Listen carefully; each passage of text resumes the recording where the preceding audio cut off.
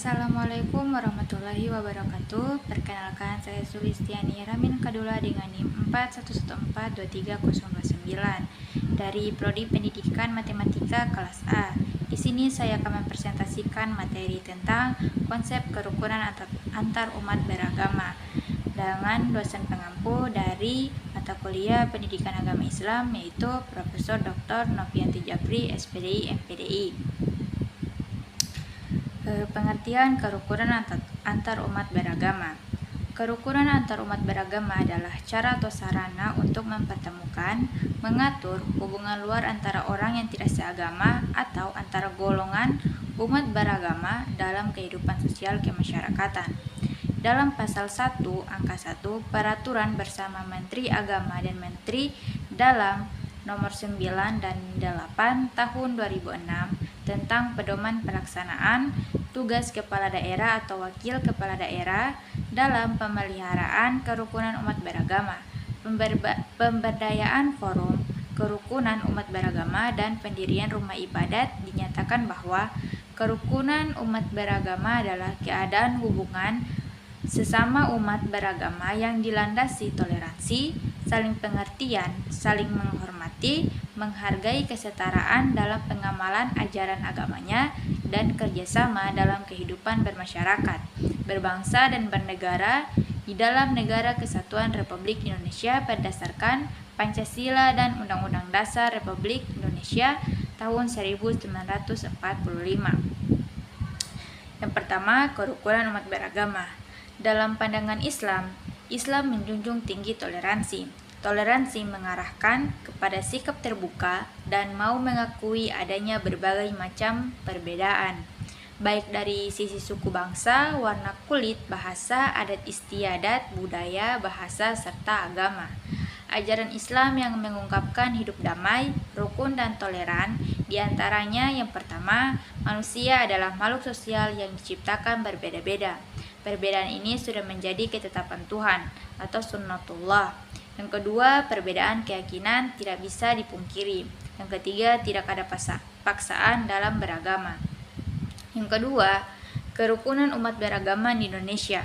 Dalam konteks keindonesiaan, sebagaimana sudah sama-sama kita ketahui bahwa bangsa Indonesia adalah terdiri dari beragam etnis, bahasa, budaya, dan agama.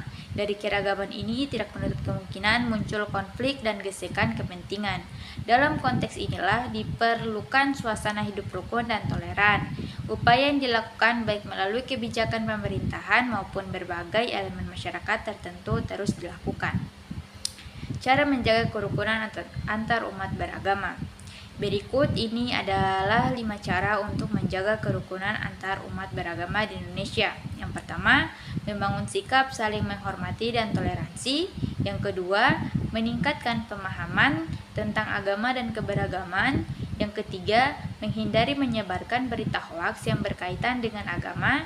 Yang keempat, meningkatkan partisipasi dalam kegiatan lintas agama. Dan yang kelima, mengajarkan nilai-nilai persaudaraan antar umat beragama kepada anak-anak. Karakteristik dan upaya mewujudkan masyarakat madani. Dalam bahasa Arab, konsep masyarakat madani dikenal dengan istilah al-mujtama. Al-madani dalam bahasa Inggris disebut dengan istilah civil society. Selain kedua istilah tersebut, ada 2 istilah yang merupakan istilah lain dari masyarakat madani, yaitu masyarakat sipil dan masyarakat kewarganegaraan. Masyarakat madani sebagai sebuah tatanan masyarakat yang mandiri dan menunjukkan kemajuan dalam hal peradaban, mempunyai ciri-ciri atau karakteristik tertentu yang membedakannya dengan bentuk masyarakat lainnya. Menurut A.S. Hikam, ada 4 ciri utama dalam masyarakat madani, yaitu sebagai berikut. Yang pertama, kesukarelaan, artinya tidak ada paksaan namun mempunyai komitmen bersama untuk mewujudkan cita-cita bersama. Yang kedua, keswasembadaan, setiap anggota mempunyai harga diri yang tinggi, mandiri, yang kuat tanpa menggantungkan kepada negara atau lembaga-lembaga negara atau organisasi lainnya. Yang ketiga, kemandirian yang cukup tinggi dari individu-individu dan kelompok-kelompok dalam masyarakat, utamanya ketika berhadapan dengan negara. Dan yang keempat, keterkaitan pada nilai-nilai hukum yang disepakati oleh bersama. Masyarakat madani adalah masyarakat yang berdasarkan hukum dan bukan negara kekuasaan. Makna ukhuwah Islamiyah dan ukhuwah Insaniyah. Yang pertama, makna ukhuwah Islamiyah. Persaudaraan sesama muslim adalah persaudaraan yang tidak dilandasi oleh keluarga, suku, bangsa, dan warna kulit, namun karena perasaan, seakidah, dan sekeyakinan. Nabi mengibaratkannya antara satu muslim dengan muslim lainnya ibaratkan satu tubuh. Apabila ada satu bagian yang sakit, maka seluruh tubuh akan merasakan sakitnya. Rasulullah Shallallahu Alaihi Wasallam bersabda, tidak sempurna iman salah seorang kamu sehingga ia mencintai saudaranya seperti ia mencintai dirinya sendiri. Yang kedua, makna ukhuwah insaniyah. Persaudaraan sesama manusia disebut ukhuwah insaniyah. Persaudaraan ini dilandasi oleh ajaran bahwa semua umat manusia adalah makhluk Allah. Perbedaan keyakinan dan agama juga merupakan kebebasan pilihan yang diberikan Allah. Hal ini harus dihargai dan dihormati. Persaudaraan antara sesama manusia yang bersifat universal, tidak memandang agama, suku, ras maupun bangsa. Dalam konsep ini, semua manusia dianggap sebagai saudara. Tujuan dari ukhuwah insaniyah adalah untuk melanjutkan hubungan antar manusia dan mempererat persaudaraan antar sesama manusia. Baik, hanya itu yang dapat saya presentasikan. Sekian, wassalamualaikum warahmatullahi wabarakatuh.